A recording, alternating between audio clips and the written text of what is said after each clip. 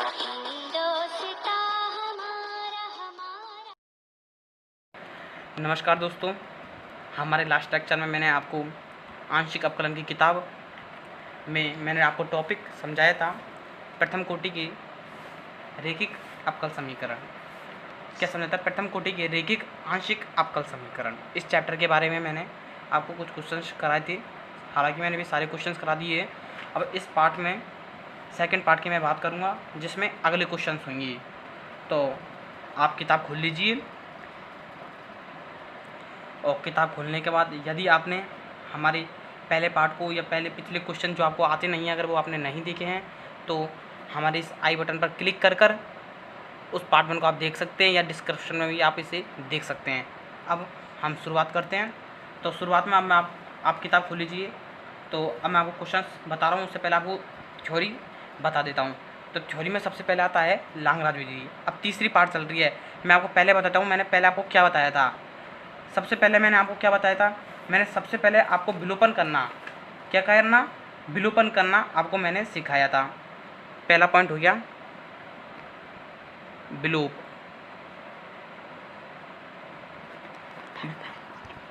विलोप में मैंने क्या बताया था कि जो प्रश्न आता है, प्रश्न में ए बी आता है, तो ए बी के स्थान पर उस फंक्शन को बदलकर आपको पी और क्यू में चेंज करना है, ये मैंने आपको बताया था। फिर इसके बाद मैंने बताया था आपको दूसरा हेडिंग, फलन का विलोपन। दूसरी हेडिंग मैंने आपको ये बताई थी, इसके बारे में मैंने आपको क्वेश्चन करा दिए। अब तीसरे पैटर्न पर जो क्वेश्चन आ रहा है, वो आ रहा है लाग्रांज विधि के ऊपर। तो आइए लाग्रांज विधि की बात करते हैं। Lagrange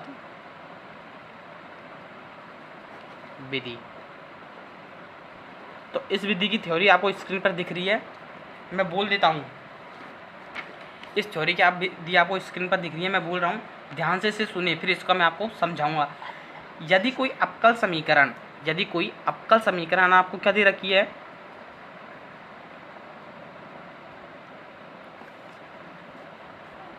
P P capital Q small Q बराबर आर। यदि कोई अवकल समीकरण P P plus Q Q बराबर आर के रूप में प्रदर्शित हो, तो इसे लाग्रांज विधि के द्वारा हल किया जाता है। किसके द्वारा? लाग्रांज विधि के द्वारा हल किया जाता है, जिसके लिए सहायक समीकरण प्रयोग में ली जाती है। तो सहायक समीकरण में आपको इस पेपर पर लिख देता हूँ। तो सहायक समीकरण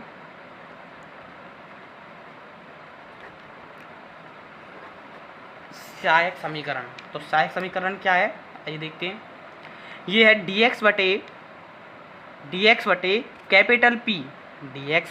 कैपिटल P बराबर dy बटे कैपिटल Q बराबर dz बटे कैपिटल R।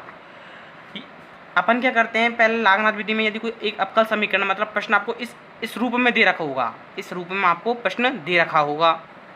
देने के बाद मतलब कि यदि कोई अवकल समीकरण आपको दे रखी इस फॉर्मेट में, तो इसे क्या कहते हैं? लाग्रांज विधि द्वारा प्रदर्शित करते हैं। इस विधि को लाग्रांज विधि द्वारा हल करते हैं, जिसके लिए जो सहायक समीकरण होती है, सहायक समीकरण क्या होती है? ये dx बटे पी बराबर dy बटे क्यू बराबर dz बटे आर। dx बटे पी बराबर dy बटे क्यू बराबर dz बटे आर, ये इसकी सहायक समीकरण है जो अपन को प्रश्न में काम में आएगी। अब इन दोनों से क्या होगा, इन तीनों से, ये तीन जो पद है, इनसे अपन को क्या दो हल प्राप्त होंगे, तो जो दो हल प्राप्त होंगे उनको अपन मानेंगे C1 और C2। जो इनसे दो हल प्राप्त होंगे उनको अपन C1 C2 मानेंगे। तो मान ला कि जो दो हल प्राप्त होते हैं वो होते हैं C1 व C2। फिर अपन क्या करेंगे, जो C1 है उसको मानेंगे U बराबर C1 और B बराबर C2। U बराबर C1 और B बराबर C2 लेकर दी गई आंशिक अवकल समीकरण का जो व्यापक हल, नेट रिजल्ट आपको प्राप्त होगा, वो ये होगा F बराबर U B बराबर 0। ये आपको व्यापक हल इसका प्राप्त होगा। एक बार मैं आपको दोबारा से समझा देता हूँ तरीके से। तो देखो, पहले कोई आपको अवकल समीकरण दे रखा होगा इस फॉर्मेट में, पी पी प्लस के क्यू क्यू बराबर आर। ये दे रखा होगा तो मतलब इससे ये क्या निष्कर्ष निकल जाएगा कि ये लांगराज विधि के द्वारा प्रदर्शित है और इसे हम इसे हल करेंगे लांगराज विधि के द्वारा, जिसके लिए आपको सहायक समीकरण की आवश्यकता पड़ेगी। और सहायक समीकरण को किस फॉर्मेट में निरूपित करते हैं, dx/p, dy/q और dz/r, ये तीनों क्या बराबर है। p क्या है, स्मॉल p का गुणांक, कैपिटल Q क्या है, स्मॉल q का गुणांक, और r ये क्या जो भी बराबर के बराबर जो पद में दे रखा है एज ए कांस्टेंट राशि। ठीक है, तो अब इन तीनों से क्या होगा, अपन पहले क्या इन दोनों को सॉल्व करके एक मान निकालेंगे, या इन दोनों को कर लो सॉल्व या इन दोनों को सॉल्व कर लो, तो जो मान प्राप्त होंगे अपन उनको C1 और C2 मान लेंगे। इनके दो हल प्राप्त हो जाएंगे C1 और C2 को। अब जो C1 और C2 की जो वैल्यू आएगी उनमें अपन C1 को U के बराबर मानेंगे और C2 को B के बराबर मानेंगे, और फिर उसका अपन क्या करेंगे, आंशिक अवकलन का जो ये आंशिक अवकलन निकली है उसको एक फंक्शन के रूप में क्या कर देंगे, अपन प्रदर्शित कर देंगे। तो उसमें लिख देंगे F कोष्टक में U, मतलब जो C की वैल्यू आई है इन दोनों को सॉल्व करके जो C का मान प्राप्त हुआ है वो, क्योंकि इसमें अपन क्या करेंगे वो करेंगे समाकलन। समाकलन में क्या आता है, कांस्टेंट राशि आती है, आपको ध्यान में होना चाहिए। तो वो ये वो है। ठीक है, दो हल प्राप्त कर रहे हैं तो C1 U के बराबर, C2 B के बराबर, तो उसको अपन एक फंक्शन के रूप में व्यक्त कर देंगे। ये इसका हो जाएगा व्यापक हल। अब हम बात करते हैं क्वेश्चन की। तो दोस्तों आपको स्क्रीन पर क्वेश्चन दिख रहा है। क्वेश्चन है yz/p प्लस zx/q बराबर xy। दोस्तों जहाँ तक अब इस फॉर्मेट को आप गौर करके दीजिए, ये लांगराज विधि का फॉर्मेट बन रहा है। ये लांगराज विधि का फॉर्मेट बन रहा है। तो लांगराज विधि मैंने आपको क्या बता रही है, ये लांगराज विधि मैंने किस रूप में बताई है, p प्लस q बराबर r। ये स्मॉल p, ये स्मॉल p, ये स्मॉल q, ये स्मॉल q, और ये कांस्टेंट राशि x जो तरफ है। अब तुलना आप कर लो, इसमें p की वैल्यू क्या गई yz, और कैपिटल Q की वैल्यू क्या आ गई zx, और R की वैल्यू क्या आ गई xy। ठीक है, अब इसको आप इस फॉर्मेट के रूप में इस फॉर्मेट में लिख देना और इसका आप अवकलन कर लेना, वो सॉरी समाकलन। तो आप एक बार किताब में देख लीजिए, आपको समाकलन आपको दिख रहा होगा, क्योंकि ये छोटा क्वेश्चन है इसलिए मैं आपको बताऊंगा नहीं, समय अब मेरे पास कम है, मुझे इसमें जल्दी ये पूरा कंप्लीट करना है वीडियो। तो आप देखो, इसमें गौर करके देखोगे तो इसने देखो ये जब हमारा का dx/yz, dy/zx और dz/xr। आप इनमें से कोई भी दो राशि को लेके, कोई भी दो पद को लेके सॉल्व कर सकते हो। अब इसने दो पद ले रखे, प्रथम दो पदों के समाकलन से और द्वितीय दो पदों के समाकलन से, तो इसने इसका समाकलन कर दिया। और देखो आप बराबर में देख सकते हो कि x² माइनस के ये आ रहा है, x² माइनस के y² बराबर C1, और इसने ले रखा है अंतिम दो पदों से। तो अंतिम दो पदों को सॉल्व करने पर क्या रहा है, x² माइनस के z² बराबर C2। तो इसका अभिष्ट व्यापक हल क्या हो जाएगा, f कोष्टक में ये वाली वैल्यू लिख देना, ये वाली वैल्यू आ जाएगी और फिर ये वाली वैल्यू आ जाएगी। ये इसका आंसर, ठीक है, ये इसका आंसर हो जाएगा। अब मैं आपको दूसरा क्वेश्चन समझाता हूँ। तो दोस्तों स्क्रीन पर आपको दूसरा क्वेश्चन दिख रहा है। दूसरा क्वेश्चन इस फॉर्मेट में है। तो इसमें आपको क्या लिखना का है, पहले तुलना करने पर क्या लिखोगे, लांगराज विधि से तुलना करने पर।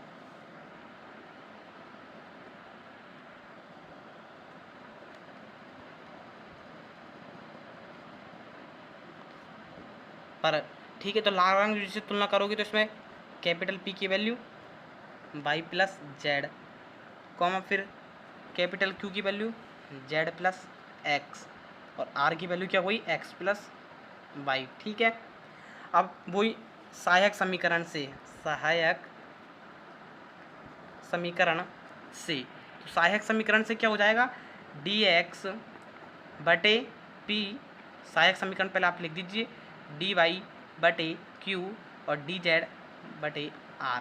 तो dx as it is p की वैल्यू रख दीजिए, y प्लस जेड बराबर dy z प्लस x और dz x प्लस y। इनको अब इनका आपको समाकलन करना है। तो समाकलन करने के लिए मैं आपको एक और चीज़ बता देता हूँ कि अपन शुरू में इनको, अब आप देखो इसका जैसे इन दो पदों को लोगे शुरू में, जैसा आप मानो दिमाग लगाओ, जैसे ये दो पदों को ले रहे हो और फिर आपका इंटीग्रेशन करोगे तो आपको क्या डिफ़िकल्ट पड़ेगा, क्योंकि इसमें इस राशि के हिसाब से इसका समाकलन नहीं है, तो इसलिए आप इसका समाकलन नहीं कर पाओगे। फिर या तो आपको ऐसे करना पड़ेगा कि इन दोनों को मल्टीप्लाई कर दो, ये इस जगह जाएगा, ये इस जगह जाएगा, फिर जेड कॉमन लेके तो ये एक्स का एक्स स्क्वायर बटे 2 कुछ इस प्रकार होगा जो आपको डिफिकल्ट पड़ेगा। तो इसमें अपन क्या करते हैं, जैसे आप जानते हो कोई भी 3 राशि अगर आपस में बराबर है, सपोज कि ये 3 राशि है जो आपस में बराबर है, तो अपन इनमें परिवर्तन अगर ऐसे करते एक्स माइनस वाई क्रमशः लगातार ऐसे परिवर्तन कर देते हैं तो उस फलन में या उस फंक्शन में कोई भी परिवर्तन नहीं होता है। मतलब इसका मतलब क्या है, अगर मैं इन दोनों को अंतर इन दोनों के बराबर करूँगा, यदि इन दोनों को अंतर इन दोनों के बराबर करूँगा तो ये आपस में क्या हो जाएंगे, बराबर हो जाएंगे।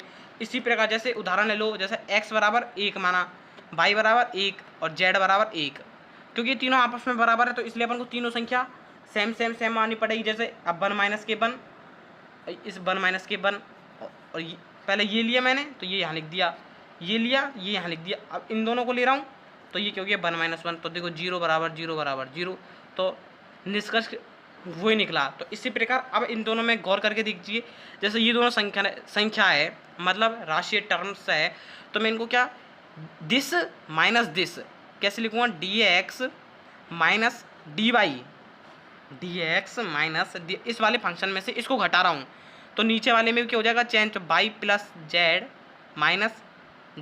Minus x. इसी प्रकार इसको भी चेंज करूँगा तो ये किस प्रकार चेंज हो जाएगा, dy माइनस के dz, dy माइनस के dz, तो dy माइनस के dz क्या हो जाएगा, z plus x minus y। समझ में आया दोस्तों। और तीसरी राशि को मैं गौर करके देखना, तीसरी राशि को मैं क्या लिख रहा हूँ, ये dz बटे एक्स प्लस वाई है, तो इसको मैं इन दोनों को इसमें जोड़ रहा हूँ, इसमें परिवर्तन कर रहा हूँ तो मतलब ये क्या हो जाएगा dx plus dy plus dz और नीचे x x by z z, तो ये क्या हो जाएगा 2x plus Y plus z। अब दोस्तों इसको गौर करके देखिए इसमें क्या होता है, मैंने ऐसा क्यों करा है। अब देखो इससे क्या हो गया dx माइनस के dy, नीचे क्या बचेगा, इस z से z कट जाएगा y माइनस एक्स। इसी प्रकार dy माइनस के dz, नीचे क्या बचेगा z माइनस के y, और इसी प्रकार ये एज इट इज आ जाएगा, ये मैंने एज इट इज लिख दिया। अब गौर करके देखोगे तो इसमें क्या हो रहा है कि नीचे का इंटीग्रेशन हो रहा है, नीचे का समाकलन ऊपर हो रहा है, जैसे y का dy और x का dx, बस माइनस का अंतर आ जाएगा तो इसमें से माइनस कॉमन लूँगा तो यहाँ पे लिख दूँगा समाकलन प्रथम दो पदों से समाकलन करने पर, प्रथम दो पदों से समाकलन करने पर अब समाकलन करेंगे तो इसका क्या हो जाएगा, माइनस के लॉग x माइनस वाई। अब इसका समाकलन करना तो आप जानते ही होंगे, जैसे कोई भी राशि है 1/x और इसका कर रहे डी एक्स के सापेक्ष इंटीग्रेशन, तो इसका क्या हो जाएगा log x, ठीक है, प्लस c, इसका क्या हो जाएगा बराबर माइनस के log z माइनस के y, और इसका क्या हो जाएगा बराबर 1/2 log x plus y plus z।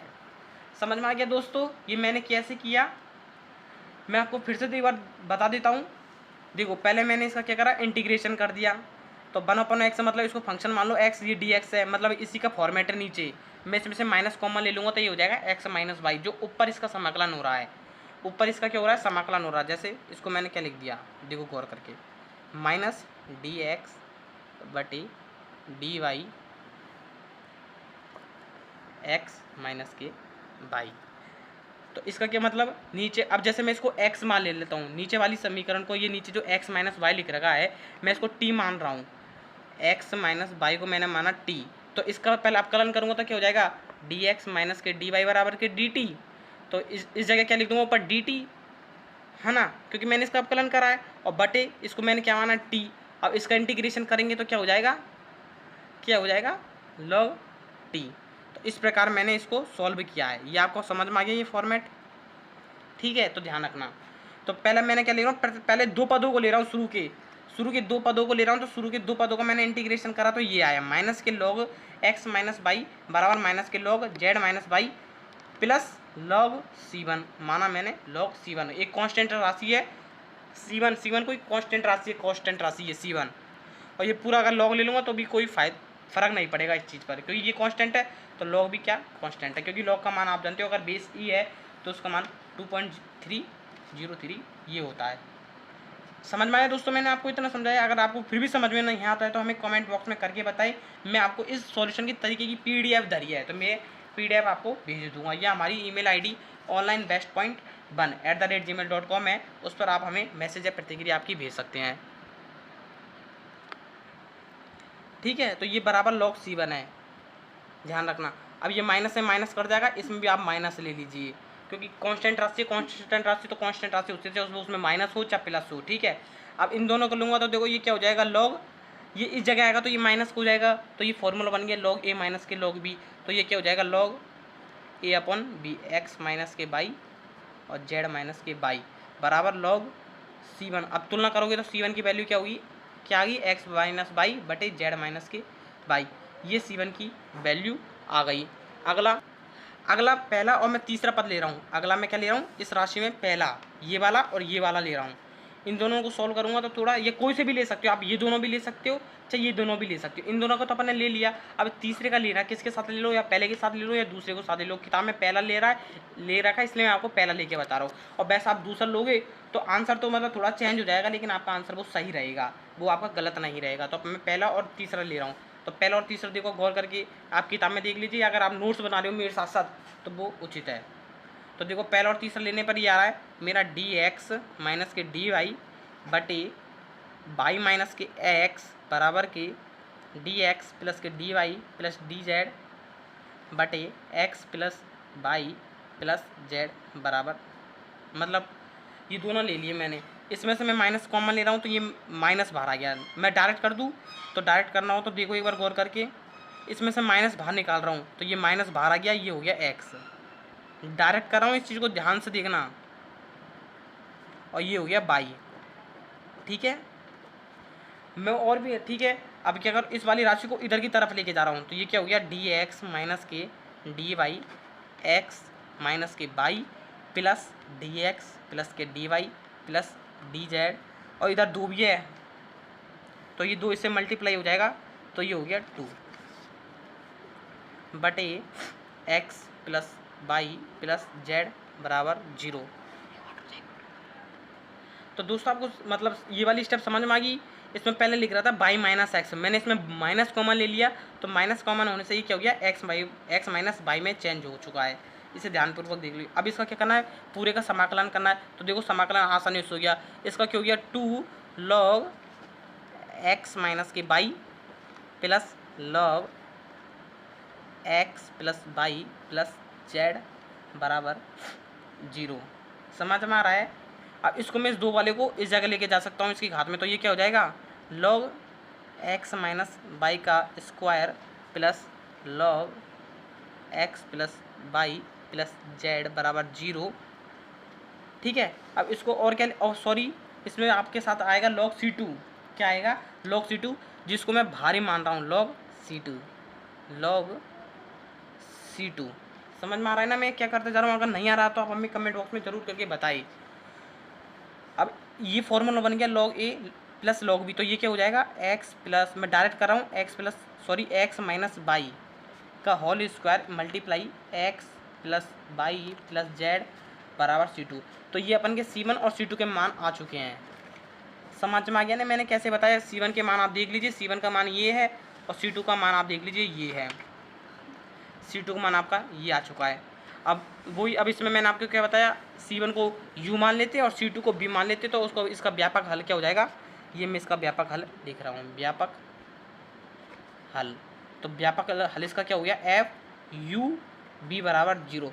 FU का मान आप रख दीजिए x माइनस के बाई बटे जेड माइनस के बाई, कॉमा, और ये हो गया x माइनस बाई का square plus x plus Y plus Z. ये आपका आंसर समझ में आ गया। पहले अपन क्या कर लेते हैं कि C1 और जो C2 के मान निकले उनको FU/B के बराबर मान लेते हैं, U और B के बराबर, और फिर वो U का मान रख दीजिए, U मतलब C1, तो C1 की मैंने वैल्यू रख दी और ये C2 की वैल्यू रख दी। ये आपका आंसर हो गया, आप किताब में भी देख सकते हैं। दोस्तों मैं आपको तीसरा क्वेश्चन किताब में ही करके बता रहा हूँ, ये सिंपल क्वेश्चन है। तो ये आपको सवाल दे रखा है जेड एक्स माइनस जेड कोष्टक में x P minus by Q बराबर बाई स्क्वायर माइनस के एक्स स्क्वायर। तो इसने क्या कर लिया, पहले लांगराज विधि से इसकी सहायक समीकरण निकाल ली। अपन पहले क्या लिखेंगे, इसका लांगराज विधि द्वारा वो आप लिख देंगे P P plus Q Q बराबर आर से तुलना करने पर, तो ये फिर पी बराबर वैल्यू निकाल लेंगे, ये आएगी क्यू बराबर ये आएगी जेड बराबर आर बराबर ये आएगी इसकी वैल्यू। ठीक है दोस्तों, फिर इसकी लिखेंगे दी गई समीकरण की सहायक समीकरण। तो सहायक समीकरण क्या हो जाएगी, डी एक्स बटे पी, तो पी की वैल्यू, क्यू की वैल्यू और ये जेड की वैल्यू। प्रथम दूसरा अपन क्या करेंगे, इसका समाकलन करेंगे। प्रथम दूसरा क्या हो जाएगा, ये जेड से जेड कट जाएगा, ये एक्स है, ये एक्स इधर की तरफ चले जाएगा, ये बाई इधर की तरफ चले जाएगा, ये माइनस का होगा जो प्लस में बदल जाएगा, तो ये वाली समीकरण बन जाएगी। समझ में आया आपको। अब इसका आप गौर करके देखोगे तो ये इंटीग्रेशन बन रहा है डी एक्स बाई, किसका बन रहा है, डी एक्स बाई का बन रहा है। ये आप डी एक्स बाई का एक बार अपकलन करोगे तो ये बन जाएगा, पहले एक्स करोगे तो डी एक्स बाई छूट जाएगा, फिर बाई का करोगे तो एक्स छूट जाएगा, तो एक्स डी वाई बराबर 0। तो क्या लिखूंगा मैं इसको, इसका समाकलन से डी एक्स वाई बराबर के 0, इसका इंटीग्रेशन कर दूंगा तो डी एक्स वाई का क्या हो जाएगा एक्स वाई और बराबर C1। तो C1 की वैल्यू ये आ गई। अब क्या कर रहा हूँ मैं, इसमें इस डी जेड को मैं चेंज कर रहा हूँ, तो मैं क्या कर रहा हूँ, इस जगह ऊपर नीचे एक्स से मल्टीप्लाई कर रहा हूँ, इधर ऊपर नीचे वाई से मल्टीप्लाई कर रहा हूँ, और फिर इन दोनों को इसमें जोड़ रहा हूँ। तो ऊपर नीचे एक्स से मल्टीप्लाई करूँगा तो क्या हो जाएगा, एक्स डी एक्स बटे जेड एक्स स्क्वायर, फिर नीचे बाई डी वाई बटे माइनस के जेड बाई स्क्वायर, और इधर जेड से मल्टीप्लाई करूँगा तो जेड डी जेड बटे जेड कोष्टक में या Z Y square minus Z X square, और फिर इसमें से जो ये बनेगा इसको मैं जोड़ दूंगा। जोड़ने पर क्या हो जाएगा, ये बन जाएगा X D X plus Y D Y plus Z D Z. ये तो ऊपर वाली टर्म बन जाएगी, नीचे वाली क्या है जेड एक्स स्क्वायर, जो इस वाली से कर जाएगी, जेड एक्स स्क्वायर आ रहा है इस वाली से कर जाएगी, इसी प्रकार ये से कर जाएगी, ये टर्म बन जाएगी। तो ये क्या हो गया, एक्स डी एक्स प्लस के बराबर में 0 चल ही रहा है, तो ये जीरो उस वाले 0 में चले जाएगा, तो X D X plus Y D Y plus Z D Z बराबर 0। इसका इंटीग्रेशन आप करोगे तो एक्स स्क्वायर बटे 2 वाई स्क्वायर बटे 2 जेड स्क्वायर बटे 2, 2 क्या कांस्टेंट राशि है, तो कांस्टेंट राशि होने के कारण ये RHS वाले मतलब दाएं वाले भाग में चले जाएगी 0 में, तो मतलब वो कांस्टेंट है, तो कांस्टेंट को आप C2 मान लीजिए। तो C1 को बराबर B मानते हो, C2 बराबर B मानते, तो व्यापक हल इसका क्या हो जाएगा एफ यू बी, यू का मान क्या हो जाएगा C1 और यू और B का मान क्या हो जाएगा C2, तो यू मतलब C1 की वैल्यू अपनी क्या आई एक्स वाई, तो ये एक्स वाई रख दी, कॉमा बी की वैल्यू आप क्या ये X square plus Y square plus Z square. तो ये क्या हो गया इसका सॉल्यूशन, ये इसका आंसर हो गया। अगर ये आपको समझ में नहीं आया तो आप हमें कमेंट बॉक्स में करके बता दीजिए, या हमारी ईमेल आईडी पर आप हमें आपकी प्रतिक्रिया या मैसेज भेज सकते हैं, मैं आपको और समझा दूंगा। दोस्तों इसमें चौथा क्वेश्चन आपको पार्ट 3 में मिलेगा, पार्ट 3 में, इसलिए आप इस वीडियो को लाइक कीजिए, सब्सक्राइब कीजिए और अपने दोस्तों में भी इसको शेयर कर दीजिए और बेल आइकन को प्रेस जरूर कर देना। ये क्वेश्चन है चौथा, ये आपको अगली वीडियो में मिल जाएगा पार्ट 3 में, क्योंकि ये बेहद ही इंपॉर्टेंट क्वेश्चन है। तो दोस्तों पाँचवें क्वेश्चन की मैं बात करता हूँ, तो पाँचवा क्वेश्चन मैं आपको बोल देता हूँ, ये थोड़ा बड़ा क्वेश्चन है, मेरे पेपर में आ नहीं रहा है, पंखी की वजह से पन्ने उड़ रहे हैं, आपको डिस्टर्ब हो रहा होगा, लेकिन डिस्टर्ब की कोई बात नहीं, मैं क्वेश्चन बोल रहा हूँ, आप किताब में देखकर इसे सुन सकते हैं। क्वेश्चन देख लो, पाँचवा क्वेश्चन है 2x square plus Y square plus Z square minus के 2y जेड माइनस के जेड एक्स माइनस के एक्स वाई, कोष्टक बंद small p plus X square plus 2y square plus Z square plus minus Y Z minus 2zx minus के X Y, कोष्टक बंद q बराबर X square plus Y square plus 2z square minus के Y Z minus के Z X minus के 2x Y. ये question है, शायद मैंने क्वेश्चन आपको ठीक सुना दिया होगा और आपने इसमें देख ही रहे हो आप साथ में किताब में। तो दोस्तों इस क्वेश्चन को मैं आपको डायरेक्ट बता रहा हूँ, मेरा थ्योरी आपको मैं पहले ही बता चुका हूँ, जो इसमें लिखना है हिंदी में मैं आपको पहले ही बता चुका हूँ। तो आप जो पहला क्वेश्चन है या दूसरा क्वेश्चन उनमें से देख के आप लिख सकते हो, वही लाइन है, आइए मैं दिखा देता हूँ कैसे करना है। ये आपको क्वेश्चन दे रखा है, तो क्वेश्चन में आपको देखो क्या करना है, इस क्वेश्चन में वही पहले लिखना है कि ये किस फॉर्मेट बन रही है, लांगराज विधि के रूप में ये समीकरण बन रही है। तो लांगराज विधि से प्रदर्शित होता है कि पी प्लस के क्यू बराबर के आर, तो इसकी तुलना करने पर, तो तुलना कर लेना, पी की वैल्यू आ जाएगी, क्यू की वैल्यू आ जाएगी, आर की वैल्यू आ जाएगी। फिर क्या लिख देना, दी गई सहायक समीकरण से, इस लाइन में आपको लिखना है दी गई सहायक समीकरण से। तो सहायक समीकरण से क्या जाएगा, आप पहले अपने किताब में देख लीजिए, मैं आपको कॉपी में बाद में बता दूंगा। तो देखो डी एक्स बटे पी की वैल्यू ये आ जाएगी, तो इसने डी एक्स बटे पी की वैल्यू लिख दी है किताब में। इसके बाद डी वाई बटे क्यू की वैल्यू आ जाएगी, फिर डी जेड बटे आर की वैल्यू आ जाएगी। अब गौर करके देखना इसमें मैंने क्या किया है, मैंने अब आप इसको सॉल्व करोगे समाकलन को तो आप पे हो नहीं पाएगा, इसलिए मैंने क्या आपको बता दिया। मैंने आपको इससे पहले वाले क्वेश्चंस में मैंने आपको बताया कि अगर x बराबर y बराबर z है तो मैं इसको क्या लिख सकता हूँ, x माइनस के y माइनस के z, sorry x minus Y बराबर y माइनस के z बराबर z माइनस के x, ये मैं ऐसे इसको लिख सकता हूँ, या मैं आपको पहले बता चुका हूँ। इसी प्रकार मैंने उसको कैसे लिख दिया, dx माइनस के dy, मतलब पहले वाले रूप को दूसरे वाले रूप में से घटा दिया, तो ये ऊपर तो हो गया dx माइनस के dy और नीचे आप घटाओगे तो ये वाला रूप आपको प्राप्त हो जाएगा। आप सॉल्व करते भी रहिए साथ साथ, अगर नहीं आता है तो आप हमें कमेंट बॉक्स में करके बताइए, ज़रूर आएगा। ये आपने सही नहीं किया तो dx माइनस के dy करोगे तो ये नीचे आपका ये आ जाएगा एक्स स्क्वायर माइनस के Y square minus Y Z plus के जेड एक्स। मैं एक बार आपको जूम करके बता देता हूँ, सर जूम करना, dx माइनस के dy ये नीचे आ चुका है। इसी प्रकार दूसरा करूँगा तो dy माइनस के dz, तो dy माइनस के dz क्या हुआ, नीचे ये आगे वाई स्क्वायर माइनस के जेड स्क्वायर माइनस के जेड एक्स प्लस के एक्स वाई। इसी प्रकार तीसरा देखो आप, तीसरा क्या जाएगा, डी जेड माइनस के डी एक्स बराबर आ जाएगा जेड स्क्वायर माइनस के X square minus X Y plus के बाई जेड। ये आपका समय ये फॉर्मेट आपका पूरा आ जाएगा जब आप घटाओगे तो। मुझे काफ़ी समय लग जाएगा इसलिए वीडियो लंबी हो जाएगी, इसलिए मैं आपको डायरेक्ट मैंने आपको करके बता दिया। ये मैंने खुद ने ही सॉल्व किया है अभी। और अब आप देख सकते हो इन दोनों को मैं ले रहा हूँ पहले फर्स्ट और सेकंड को, तो इसमें लाइन में क्या लिखूँगा, प्रथम दो पदों से, इस वाली लाइन में लिखा आ जाएगा प्रथम दो पदों से। तो दो पदों से मैंने पहले इन दोनों पदों को ले लिए, सॉरी ये स्टेप बाद में आएगी।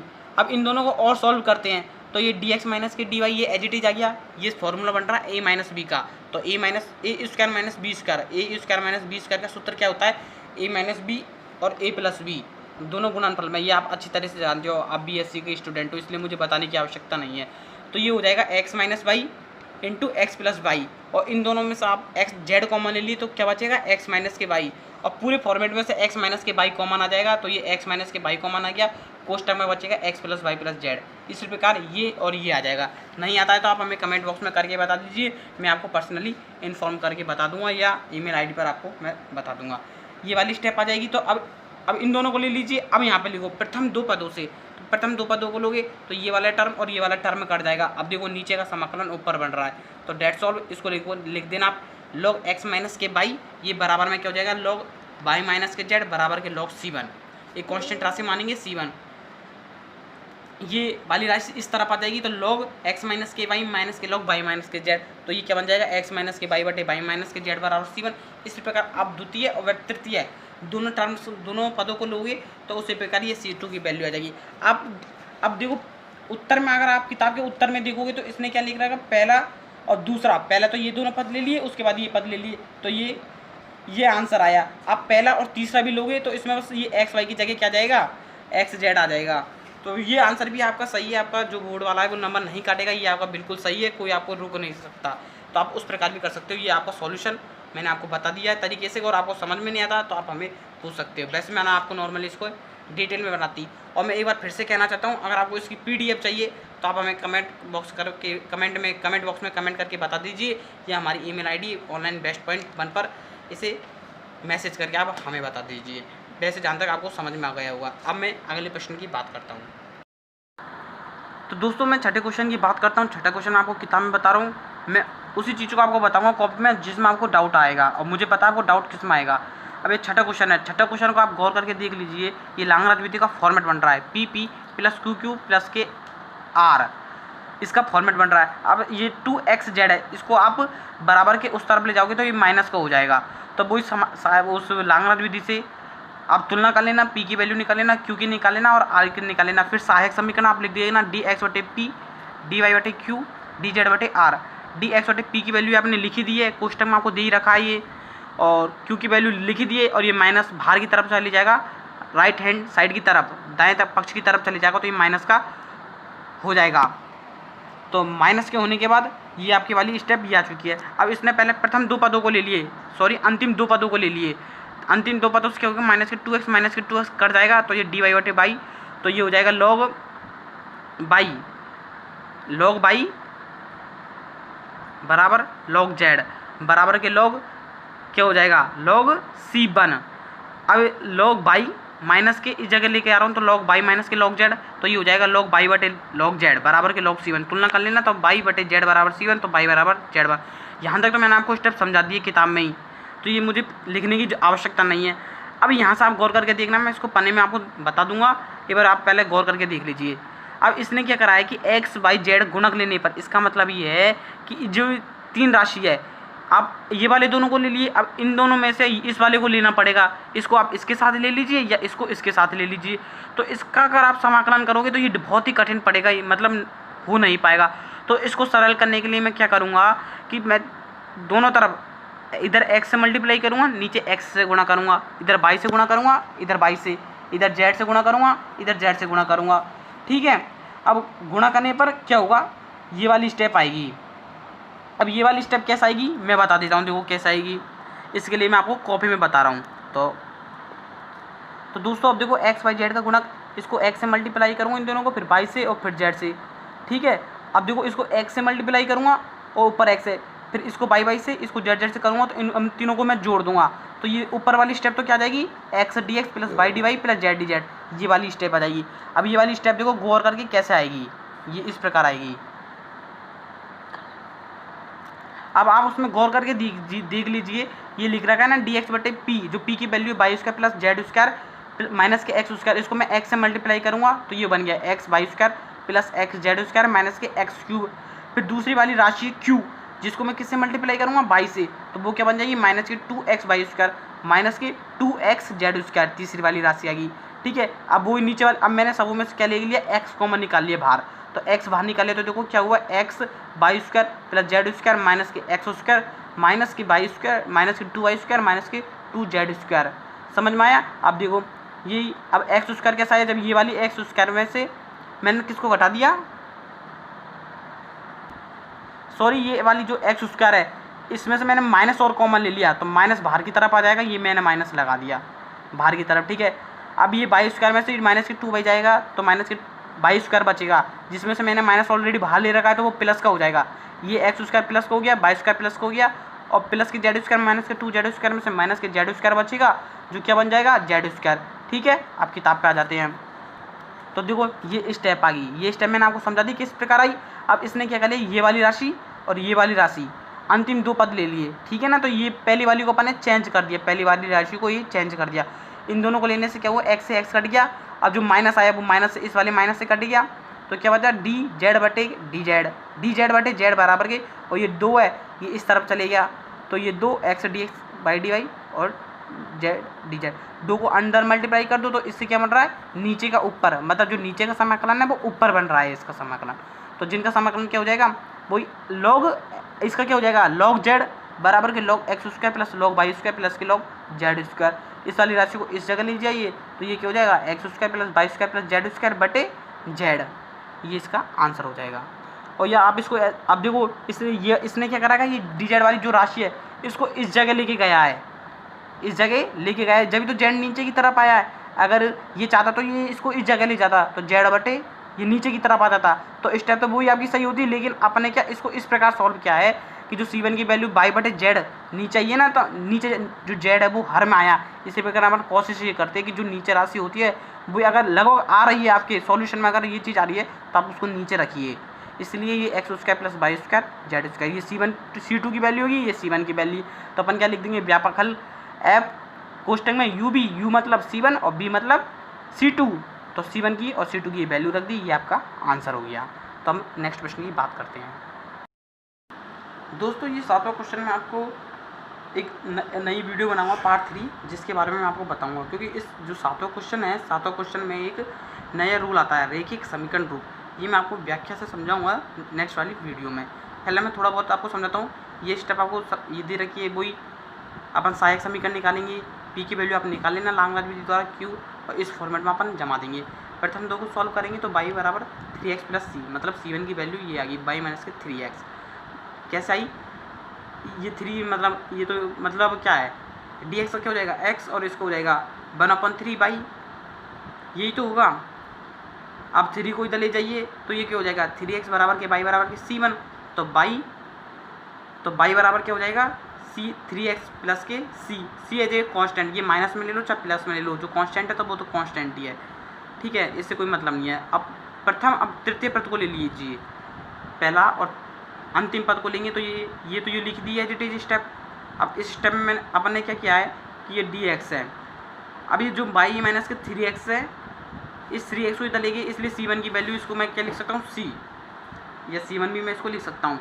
इसलिए अपन ने क्या किया था, इसमें 3x माइनस y ना लेकर y माइनस के 3x लिया था। इसका कारण समझ में आ गया, इसका कारण यही है कि y माइनस 3x की जगह मैं लिख सकता हूँ c, तो ये फॉर्मेट ये बन गया। अब इसमें क्या करें, जो dz है ये वाली स्टेप को मैं इस जगह लेके जा रहा हूँ और ये वाली स्टेप को इसके नीचे लेके आ रहा हूँ, तो ये हो जाएगा 5z प्लस के 10c बराबर के dz बटे के dx। हम जो 5z है अब इधर आ जाएगा, मतलब माइनस में हो जाएगा, तो dz माइनस के dx माइनस के 5z और बराबर 10c, ये मैंने एज लिख लिया। अब ये एक रूप बन रहा है, रैखिक समीकरण रूप। अगर मैं आपको डायरेक्ट बता दूँ, अगर आपको आता है तो ठीक है, नहीं तो मैं लास्ट में आपको बता तो दूंगा। अब ये रैखिक समीकरण रूप है, इसमें क्या होता है कि जो ये फॉर्मेट बन गया dz बटे dx माइनस के 5z बराबर के 10c, तो इसका जो मेन आंसर होता है वो क्या होता है, जो जिसका अपन अवकलन कर रहे हैं किसके सापेक्ष, x के सापेक्ष कर रही है, तो इस जगह जो राशि है उसको आप एज इट इज लिख दीजिए और फिर कोष्टक में आता है IF, मतलब इंटीग्रेटेड फैक्टर, जिसका मान क्या होता है, IF का मान होता है IF, ये होता है e इंटीग्रेशन p dx, और p का मान होता है जो ये z है, z का गुणांक क्या है 5, और x के सापेक्ष इसका इंटीग्रेशन हो रहा है, तो ये क्या हो जाएगा माइनस के 5x, मतलब माइनस के 5x ही आ गया, तो ये z IF का मान हो गया। और फिर इधर आता है q, इसको बोलते हैं q, तो ये q एज इट इज लिख दिया। फिर इंटीग्रेशन फैक्टर का इंटीग्रेशन आता है, मतलब जो ये e की पावर माइनस के 5x है, इसका दोबारा से इंटीग्रेशन करते हैं तो e की पावर माइनस के 5x, और नीचे जो इसका गुणांक है वो माइनस के 5 आ जाता है प्लस के c1, तो c1 की आप वैल्यू निकालनी, तो इस प्रकार इसको सॉल्व करते हैं। ये तो मैंने आपको ऐसे ही बता दिया, और मैं इसकी डिटेल आपको थोड़ा बाद में बताऊँगा, क्योंकि ये इससे रिलेटेड है ये सवाल। लेकिन उससे पहले वो आपको पता होगी, अगर आपने इससे पहले जो दूसरी किताब आकलन की उसके अंदर इसके बारे में पूरी डिटेल है, जो मैं आगे की वीडियो बनाऊंगा उसमें और समझा दूंगा। इस वाले सवाल पर आते हैं तो ये सवाल आपको दे रखा है, इसकी वही डायरेक्ट अपने सहायक समीकरण लिख ली। अब इसमें क्या, पहले लघुत्तम ले लिया, लघुत्तम आप लोगे तो इसमें लघुत्तम x y z आएगा, लघुत्तम क्या आएगा x y z आएगा। आप सॉल्व करोगे तो ये वाली आपकी स्टेप बन जाएगी। तो बनने के बाद आप सहायक समीकरण ले लेना, सहायक समीकरण से गुणक समान लेने पर इनके जो गुणक है वो एज इट इज लेंगे अपन, एक मतलब कुछ भी नहीं लेंगे, जो इसका गुणक है वो 1, dx का गुणक 1, dy का गुणक 1, dz का गुणक 1, मतलब एज इट इज रखेंगे। तो इसके गुणक लेने पर जो इसकी भिन्न क्या बनेगी, इन सबों को अपन जोड़ देंगे, तो प्रत्येक भिन्न बराबर क्या हो गया, इन दोनों को आप इन तीनों को जोड़ दीजिए तो ये सब एक दूसरे से कट जाएंगे, तो ये 0 आ जाएगा। तो इससे इसकी वैल्यू क्या हो गई, dx प्लस के dy प्लस के dz बराबर 0। इसका आप इंटीग्रेशन करोगे तो x प्लस y प्लस के z बराबर c1। ये स्टेप आपको समझ वो आ गई। अब पुनः अब इसका जो गुणक है अपन इसका गुणक उल्टा ले रहे हैं। उल्टा कैसे ले रहे हैं कि इसको dx को कैसे लिखेंगे, dx बटे x, dy बटे y और dz बटे z कैसे लिखेंगे। देखो इसमें से मैं x कॉमन ले रहा हूँ तो ये पहुँच जाएगा y माइनस के z। इसी प्रकार इसमें y कॉमन ले रहा हूँ तो z माइनस के x, और इस प्रकार इसमें z कॉमन ले रहा हूँ तो x माइनस के z। तो देखो कॉपी में देखिए आप किस प्रकार बनती है। तो ये स्टेप कुछ इस प्रकार बन जाएगी, जो मैंने x कॉमन लिया मैंने उसके नीचे लिख दिया, और ये वाली मैंने स्टेप ऐसे लिख दी, और ये मैंने ऐसे लिख दी। तो प्रत्येक भिन्न को क्या लिखेंगे, अब इनको जोड़ देंगे सबको, तो ये सब आपस में कर जाएंगे। तो dx बटे x प्लस dy बटे y प्लस dz बटे dz बराबर के 0। तो ये आप किताब में देखिए, तो ये वाली स्टेप बन गई। अब ये 0 इसमें चले गया तो इसका आप करोगे तो log x प्लस के log y प्लस के log z, तो x y z बराबर c2। तो ये इसका आंसर हो गया। दोस्तों हम आपको अगली वीडियो में मिलते हैं पार्ट 3 में, तो उसके लिए बेस्ट ऑफ लक। और इस नेक्स्ट वीडियो में हम आपको इसके बाद जो भी क्वेश्चंस आएंगे उसमें हम आपको बता देंगे सारे क्वेश्चंस, जिससे हमारे सारे चैप्टर्स ये फर्स्ट चैप्टर्स क्लियर हो जाएगा, प्रथम कोटि के रैखिक आंशिक अवकल समीकरण। तो इसके साथ आप हमारे आइकन को प्रेस कर दीजिए, बेल आइकन को, और अपने दोस्तों में इसे शेयर कर दीजिए, लाइक और सब्सक्राइब करना तो भूल ही ना। तो बहुत बहुत धन्यवाद वीडियो देखने के लिए।